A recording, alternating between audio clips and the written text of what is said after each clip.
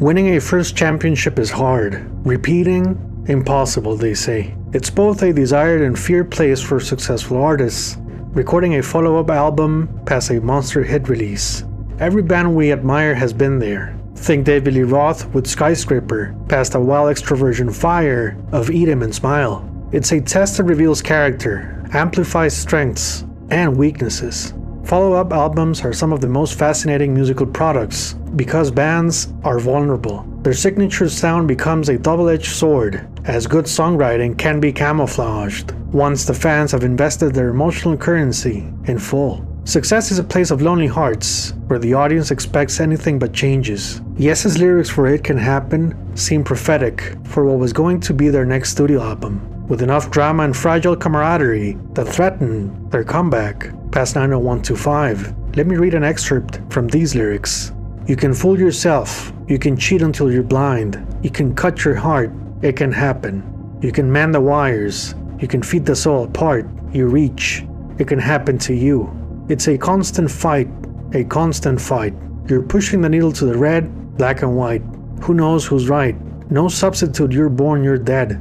Fly by night, created out of fantasy, our destinations call. And destinations are what music is all about. The day was Thursday, September 17th, 1987. The hospital staff worked their night shifts, and then it happened. Yours truly, JCM, was born. They say I cried in the style of Led Zeppelin's Immigrant Song and was a Zeppelin fan for life. Also that day, Yes's Big Generator was released. Although some entries say September 28th, Yes's X account, Ultimate Classic Rock, and All Music confirm it was released on the 17th. So both the album and I shared the same age, same birthday, same planet. Now I'll be honest, I don't have Big Generator in my record collection, but this series made me realize I actually enjoyed the album's narrative. It feels like an 80s movie. There's many existential subtext in the 8 tracks that work as yearbooks for a decade of aspirations, deceptions, and soon to be carved in stone Cold War epilogues in Berlin. I tried to get a CD copy in time for this episode, but couldn't find one at my local record stores. In between my CD hunting mission, I had coffee, dark roasted blend, while sitting at the park looking for my next documentary endeavor. I spotted a big transformer and could hear Yes's music playing in my head. Although I have good memory to remember my first time listening to an album, I have no such recollections for Big Generator, but I can definitely tell you I felt much tension, frustration, and sadness behind it. The general consensus in the mainstream press and online forums remains that of an underwhelming record, in the same way Bad after Thriller, and Bad is my favorite Michael Jackson album, by the way. Now, I don't expect to change your personal opinion on Big Generator. Maybe you love it, maybe you hate it, maybe you want to play Owner of an Only Heart again. My sole intention for this documentary is to understand what the hell happened. Why take 3 years and 10 months to release a follow-up? What happened to the 90125 formats? So I took my CD hunt downtown and came across the best video footage for this intro. It was a record that put 80s Yes's chemistry to the test, while they seemed to forget their own proven strategy for success. Could the record have been better? Was there a true democratic working unit? Or did past feuds jeopardized their 12th studio album from the start? Welcome to the fitting continuation to my 90125 series. This is Yes's last stand of the 80s. This is the making of Big Generator.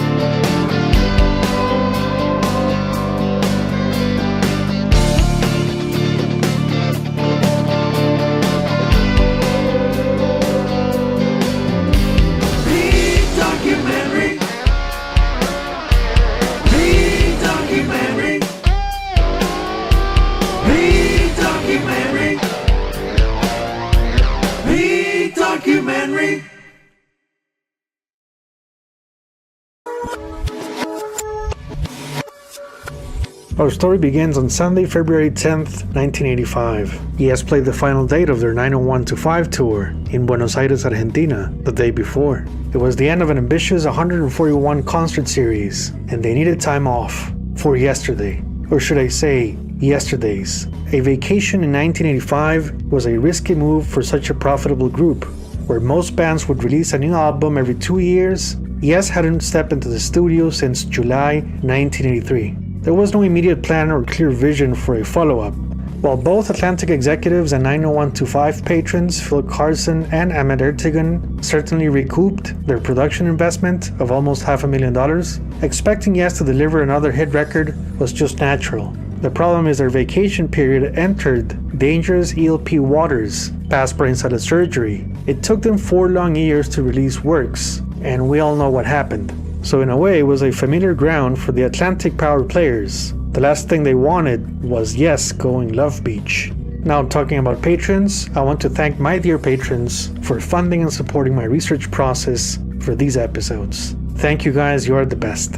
While 1985 didn't have 1983 competitors like The Police, who broke up, Pink Floyd heading for a classic lineup breakup, nor Genesis, who were waiting on Phil Collins busy taking over the world, it was still a challenging market. Yes secured a flock of millions of new fans that devoured Owner of an Only Heart and couldn't get enough of 90125's fresh sounding tracks. The expectations upon the band were quite specific. To steer away from this progressive pop blueprint was dangerous, and many competitors were already catching up, or worse for Yes, setting new industry standards. And that is exactly what happened on February 25th, 1985, with the release of Tears for Fears' follow-up, Songs from the Big Chair. Yes, Phil Collins' No Jacket Required came out the same month, but Tears for Fears raised the stakes of progressive pop with elegant musicianship and innovation. I believe it was the 90125 of 1985, a team effort with producer Chris Hughes, a vital contributor just like Trevor Horn. They reimagined the 80s. Both Shout and Everybody Wants to Rule the World became anthems for the decade, each with perfectly placed electric guitars, dynamic mixing, and killer choruses. Add in the exciting layers of Broken, plus the big room depth of Listen, and it was a producer's dream record that sold 10 million units, the 6th best-selling album for 1985. Industry players took note. Everybody wanted to rule the world with this sound. February 26th, Yes won the Grammy for Best Instrumental Performance for Cinema, followed by Anderson and Squire attending the Rockers 85 Awards in Los Angeles, next to newcomers Bon Jovi, Nikki Sixx, and veteran Rod Stewart. Jon Anderson was also a guest vocalist on John Paul Jones's Scream for Help soundtrack, released on March 22nd. John can be heard on tracks Silver Train and Christie. I own 2 vinyl copies of the album, and you can check the making of it here on the channel.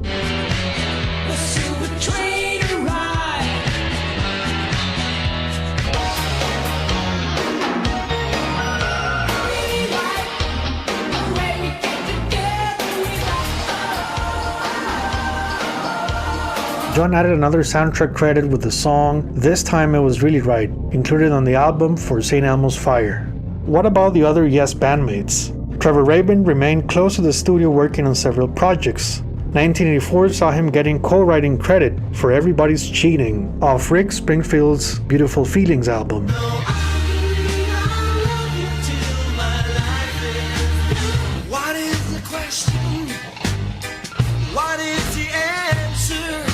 He also provided guitar and keyboards on Street Band featuring Paul Young. 1985 had Trevor Rabin as mastering engineer for the John Miles' band Transition record, with Barrymore Barlow on drums and Casey Young on keyboard programming. Casey Young was Yes' second keyboard player on the 90125 tour.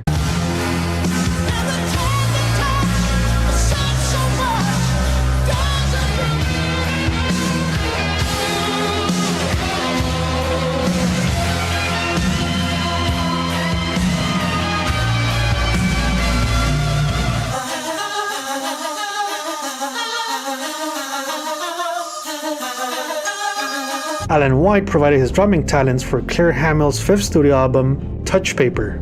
It was a synth-pop excursion close to the sounds of Toya Wilcox and the New Wave Revolution.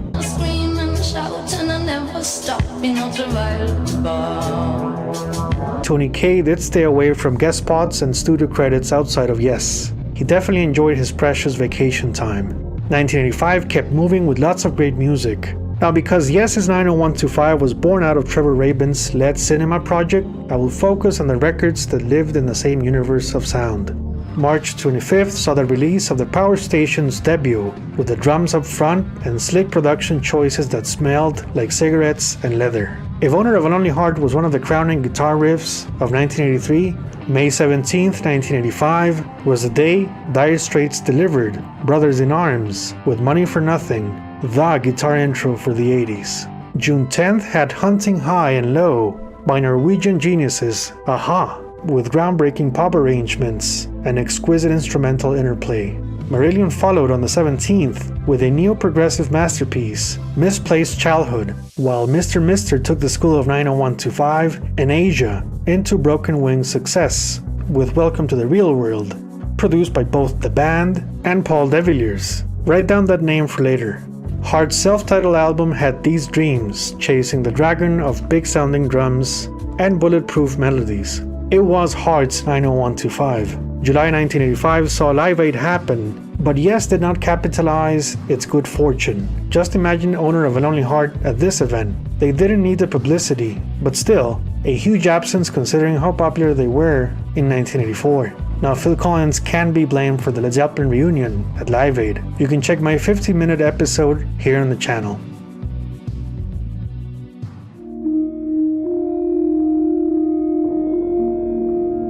By the time Yes reconvened for 3 months of rehearsals, midway through 1985 in Los Angeles, it was down to mostly Tony Kaye and Trevor Rabin jamming to the sound of drum machines. Tony Kaye came up with a riff for Rhythm of Love, while Alan White was credited for Shoot High, Aim Low's drum groove. Rabin did have his own collection of sketches, including Big Generator and I'm Running. There was also a full demo version of Love Will Find a Way, which Rabin had originally written for Stevie Nicks, who according to Tony Kaye was a frequent hangout at Yes's Hollywood house, along funk legend Sly Stone. Several online sources state Alan White heard Love Will Find a Way and told Trevor Rabin not to give the song away, but work it out as Yes. Tony Kaye was quoted saying Supertramp singer Roger Hodgson was also hanging out with Trevor Rabin, and there were conversations of Roger participating on Love Will Find a Way.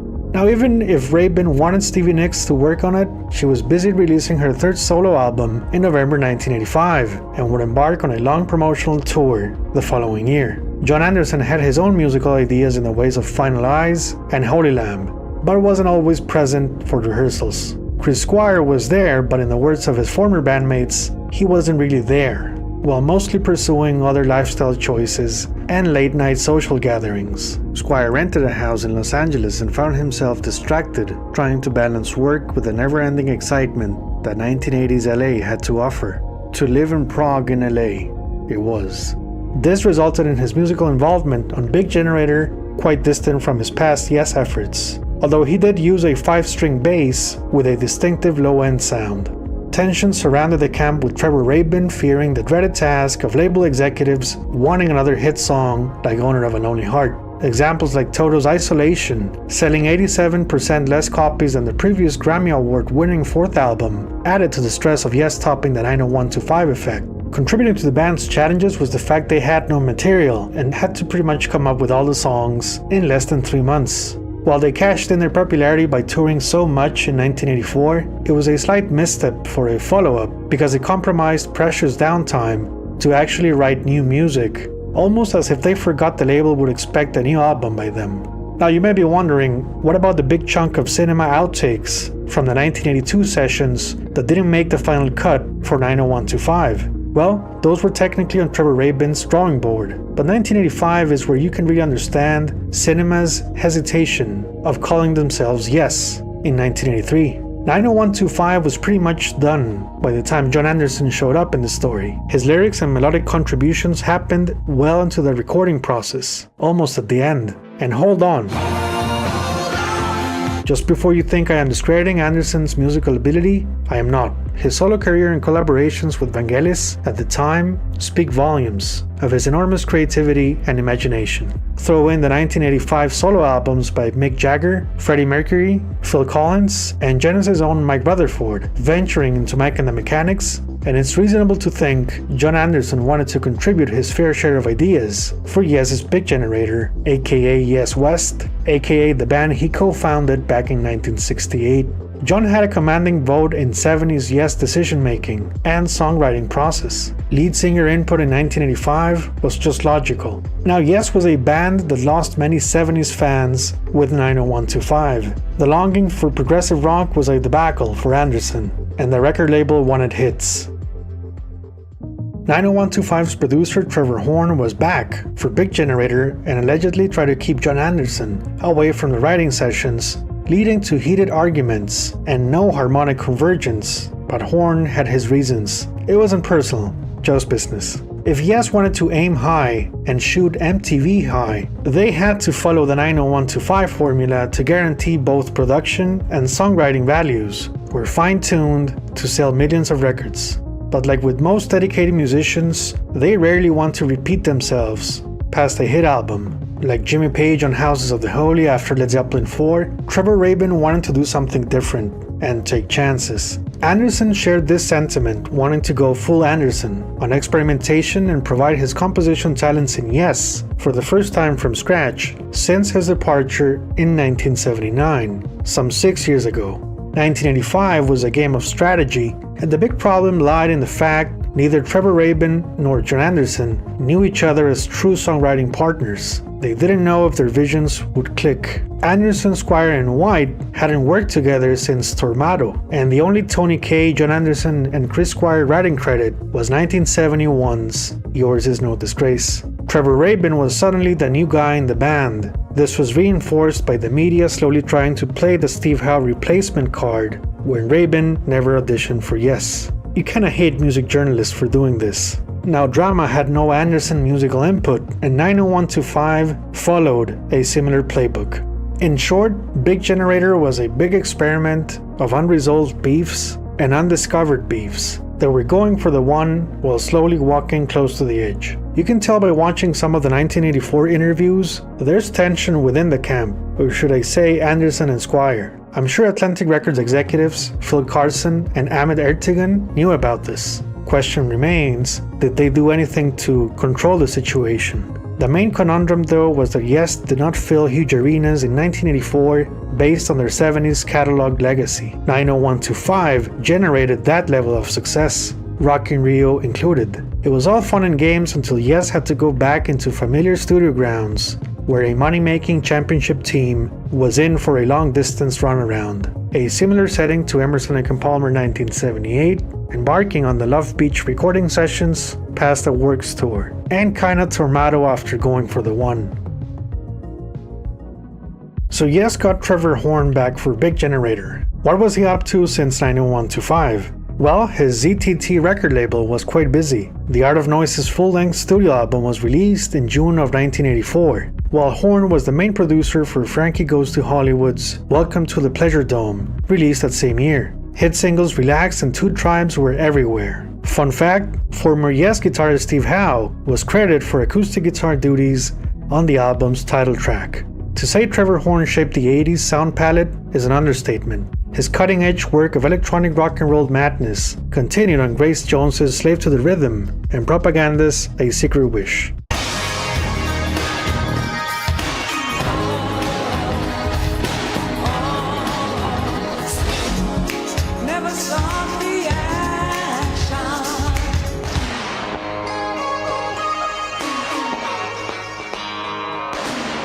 Trevor Horn carefully blended technology and songwriting into cohesive working units. For Yes to call him back for a follow-up past 90125 was obvious.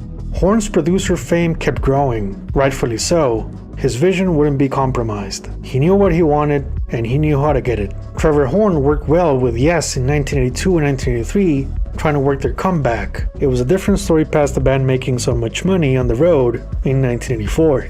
Power struggles and disagreements would become inevitable. As they say, it's easier to help a friend in need than a successful friend, because money amplifies behaviors. Okay, was there any proof of Jon Anderson and Trevor Rabin working together in the studio outside of Yes? Well, yeah, sorta. Jon's fourth solo album, 3 Ships, was recorded in between 1984 and early 1985, featuring Trevor Rabin sharing guitar duties with the Cars' own Elliot Easton. Scheduled for a November release, it was sort of a Christmas album with Christmas-style songs. This was a huge curveball for Yes fans, as it provided no clues in what the next album would be like. Now, in between sessions for Big Generator, Chris Squire and Jimmy Page left with their respective camps down to Ibiza, Spain.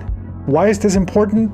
Well, on August 28, 1985, Jimmy Page, Jason Bonham, Chris Squire, Mick Thompson, and members from Opus of Live is Life fame shared the stage at the Sun Power Festival. It was a long blues jam and a second concert experience for Page and Squire, as Jimmy played a guest spot with Yes in June 1984. Rumor has it they played a track from their 1981 XYZ demos at the show. Now, why was Jason Bonham there? Well, he recorded a portion of Virginia Woolf's debut album at Mediterranean Studios, Ibiza. August 1985 was also the month of important news in the Yes world, with former bandmates Patrick Moraz and Bill Bruford still promoting their second album, Flags. Although they never played on the same Yes album, it was exciting for fans to witness 2 virtuosos creating these musical landscapes. There was also a much anticipated Yes convention held at Cherry Hill, New Jersey, where both old and new Yes fans could celebrate their favorite group. Last but not least, Rick Wakeman let people know he wouldn't be playing Yes tunes at an upcoming show in the United States. In other news, Steve Howe was busy recording GTR's debut with Steve Hackett. November 1985 came, and with it, a double release by Yes. In the same lines as Genesis' The Mama Tour home video released a month before, Yes fans got their concert wishes granted with 9012 Live, the concert film and soundtrack. With heavy MTV promotion and live cuts from their hugely successful tour of 1984, it was a way to stay relevant for record buyers. But the album itself was a strange move considering the movie had the hits, and 90125 Live The Solos was mostly comprised of the solos. Putting out this collection of individual spots was a sort of ELP Works 1 way of showcasing their talents separate. As much as I personally enjoy this compilation, I think it appeals more to musicians than non-musicians. With a new studio album still far away, it would have been a better marketing move to release a Yes multi-track recording of a complete show as opposed to compete with other 80s instrumental heroes, guitar included. After all, 1985 was the year of Maiden's iconic Live After Death and the Scorpions' Worldwide Live. So like I mentioned on 90125's episode 2, Yes's live VHS was directed by future Hollywood A-list director Steven Soderbergh. Track listing here focused on their new album with just 2 numbers from Yes's old repertoire, a smart move to avoid 70s heyday comparisons and also keep new Yes fans interested in their third career comeback. Now, because Yes didn't deviate that much from the studio versions, the visuals are the main highlight here. A VIP ticket into multi-angle shots where you can really see the band's chemistry in action. 9012 Live featured small video segments of 80s style animations, plus a throwback to the 1950s, which I can help to think of Led Zeppelin's album cover for presents. This old school footage was a fitting cultural juxtaposition for an 80s decade that shared similar consumerism behaviors, like the 50s. Now, why is this VHS release so important to our story? Well, fast forward down to the end of the video, around the 65-minute mark. Fans were treated to a hint of Yes's next studio album title. My favorite record. The Rhythm of Big Generators. You heard it, the rhythm of big generators, and the world was watching. Jon Anderson's 3 Ships was released on November 18th.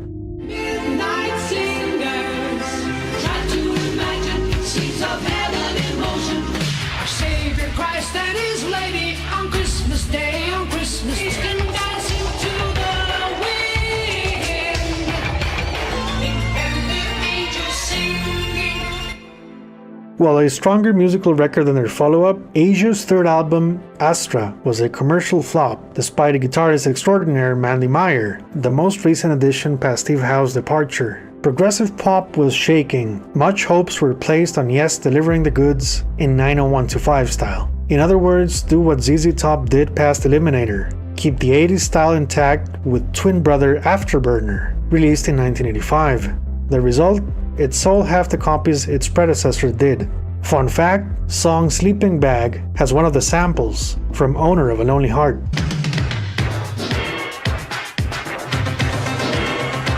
With 1985 closing in, featuring rock singles A View to a Kill, Out in the Fields, Don't You Forget About Me, The Heat Is On, I Wanna Know What Love Is, Kaylee, Jan Hammer's Miami Vice theme, and Queen's One Vision, where could Yes go in terms of innovation? You play this game well. Nosotros jugamos como tú.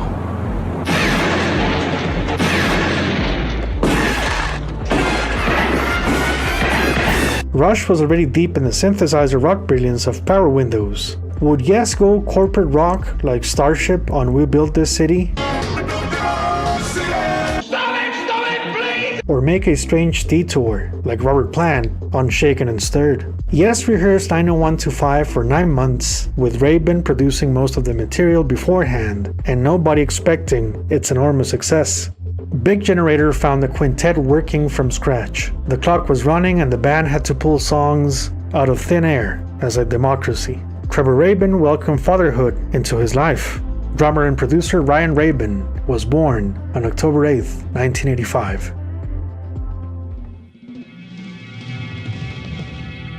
For the second time in their career up to 1985, Yes's recording sessions took place outside of the UK, where going for the one was done in Montreux, Switzerland. Big Generator began in the town of Carimate, in the province of Como, Italy, next to the Swiss border. Recording a follow-up in Italy past a huge hit album was reminiscent of Deep Purple doing Who Do We Think We Are after Machine Head. Yes booked themselves into a castle. The Castello di Carimate or Carimate Castle was chosen as the recording location. Dating back to the 14th century, it was a site filled with history and a startling contrast to 80s sounding Yes. It was not a modern facility though, as the accommodations were not the most comfortable. Ironically, Tony Kaye and Trevor Horn had to share a couple of rooms, and as expected, they didn't get along very well. Battling over keyboard sounds and modern textures created the same 90125 beefs, with Kaye the Hammond organ guy and Horn getting his hands on the latest technology. Horn battled Yes's individual camps, with everybody thinking what the album should be. Chris Squire wanted Trevor Horn to make it sound modern. According to several interviews, including one with Tony Kaye, Jon Anderson is famous for looking for his own way to do things, thus rumors back then of him being difficult to work with within Yes. But overall, Big Generator is considered as Trevor Rabin's project. Credited on the album as Lark Recording Studios, they were actually called Stone Castle Studios, which opened its doors back in 1977. A busy location, it was founded by record label businessman Antonio Caseta. Hundreds of albums were done at Carimate by 1985, disco rock giants, several records by Premiata Forneria Marconi, one Zappa album, not Frank though, but Transparenze by guitarist Ricardo Zappa, and out of all people, Latin America legend José Luis Rodríguez, El Puma, with Voy a Conquistarte. Now, a recurring engineer name in many records done at Carimate was Alan Goldberg, a South African sound engineer and producer. It's no wonder Trevor Rabin decided to employ his talents for Big Generator sessions in Italy. Among his many South African music credits, Goldberg produced Margaret Singana's Stand By Your Man in 1975, featuring Trevor Rabin on guitar, bass, keyboards, and backing vocals. Goldberg relocated to Italy and was a key contributor for Stone Castle Studios. Richie Haven's 1983 Common Ground was recorded at Carimate with Goldberg credited as arranger, while El Puma's album credits him for engineering.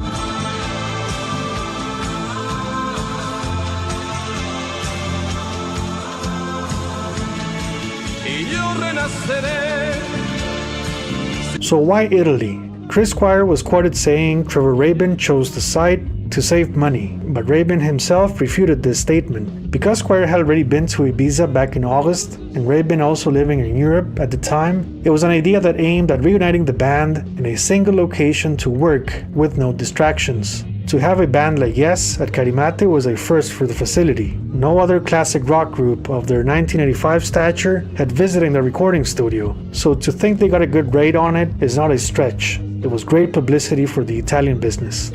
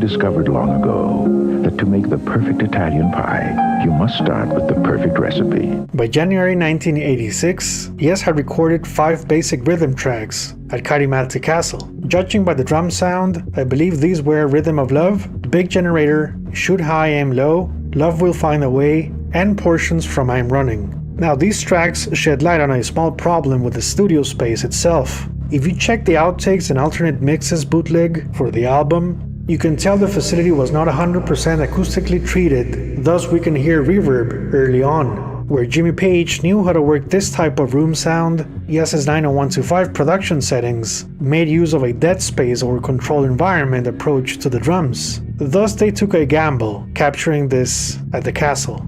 You wonder if Yes thought they would record the whole thing in Italy, overdubs included. The disparity of working conditions would be a problem later on, as you feel they try to use compression and leveling a bit too much. Therefore, Big Generator suffered the same fate as Tormado's lack of low end. Tony Kaye was quoted saying he liked the early mixes much better than the final result.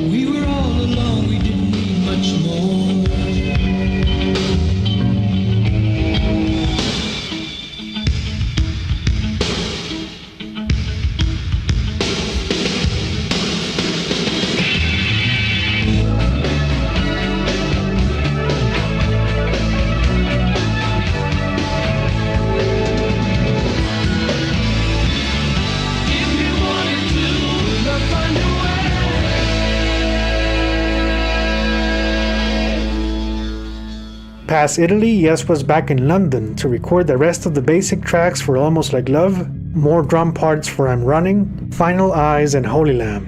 Band drama and crazy internal turmoil between Anderson, Kaye, and Horn resulted in Yes parting ways with Trevor, the producer. It was a case of each one pulling in different directions, turning the whole process into a battlefield. Trevor Rabin packed the tapes and headed out to Los Angeles, more specifically his home studio in the Hollywood Hills, in a Sony 24-track tape machine. A daunting task in front of him, mixing Yes's new album while keeping his sanity intact. So remember Mr. Mister's Broken Wings? Rabin got its producer Paul de Villiers to come in for Big Generator. Now his name was a familiar face in the Yes story, as Paul was the house sound engineer for all North American shows of Winter 1984. Fun fact, previous house sound engineer for the tour was Nigel Luby, who was one of the engineers on Tormato and a couple of outtakes from 90125. The new producers for Big Generator were Yes, Trevor Rabin, and Paul de Villiers. Rabin's home studio allowed the guitarist to try endless configurations and almost treat the process as a solo album, with Paul supervising the board. Big Generator has additional engineering and assistant engineering credits of 11 names. This was quite a departure from 90125's tight unit led by Trevor Horn's close associates. There were many hands and ears involved in the process. On the next episode of The Making of Big Generator, we'll take a look at the years 1986, 1987, long mixing sessions, a changing musical market, a breakdown and musical analysis of all the songs from Big Generator, and a chronicle of the last days of 80s Yes touring the world. Thank you very much for watching. Bye bye.